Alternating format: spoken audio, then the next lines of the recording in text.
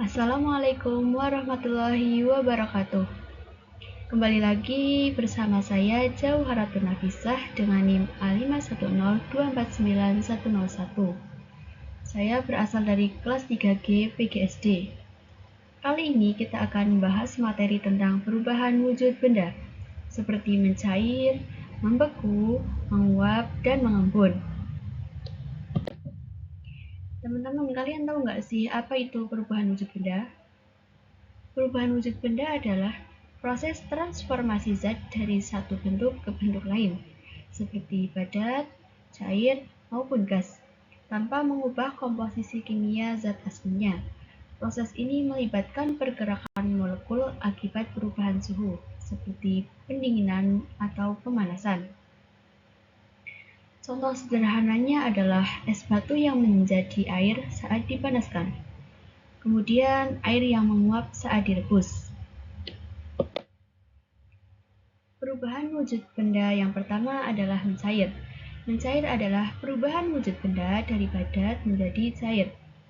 Proses mencair terjadi ketika benda padat menyerap kalor, sehingga molekul-molekulnya bergerak lebih bebas dan berubah menjadi cair. Suhu naik melebihi titik lebur zat tersebut. Contohnya, es batu yang diletakkan di meja ruang tamu mulai mencair menjadi air setelah menyerap panas dari lingkungan. Fakta menariknya adalah saat mencair, suhu es tetap konstan pada 0 derajat Celcius hingga seluruhnya berubah.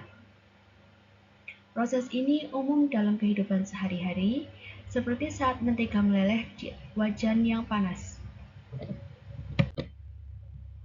Jenis perubahan wujud benda yang kedua adalah membeku. Membeku merupakan perubahan wujud benda dari cair menjadi padat. Membeku adalah kebalikan dari mencair, di mana benda cair kehilangan kalor dan molekul-molekulnya melambat hingga membentuk struktur padat. Suhu turun di bawah titik beku. Contohnya, air dalam gelas yang dimasukkan ke freezer berubah menjadi es batu setelah beberapa jam.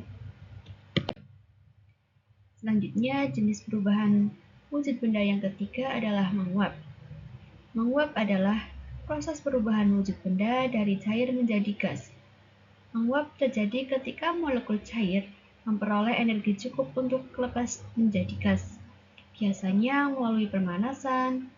Ini bisa lambat di permukaan atau cepat saat mendidih. Contohnya, air di permukaan kolam renang perlahan menguap di hari yang panas, atau air mendidih di panci berubah menjadi uap air yang naik. Faktanya, titik didih air adalah 100 derajat Celcius pada tekanan standar, di mana uap terbentuk secara masif. Proses ini mendukung siklus air di bumi seperti penguapan dari lautan. Kemudian, jenis perubahan wujud benda yang keempat adalah mengembun. Mengembun adalah proses perubahan wujud benda dari gas menjadi cair. Mengembun adalah proses di mana gas panas mendingin dan molekul-molekulnya berkumpul kembali menjadi tetesan cair, melepaskan kalor ke lingkungan. Contohnya, uap air di udara pagi mendingin dan membentuk embun di daun tanaman, atau kondensasi pada gelas minuman dingin di hari yang panas. Proses ini mirip pembentukan awan di atmosfer saat uap air mendingin di ketinggian. Kemudian hubungan antara perubahan wujud benda dan energi kalor. Perubahan wujud benda erat kaitannya dengan energi kalor.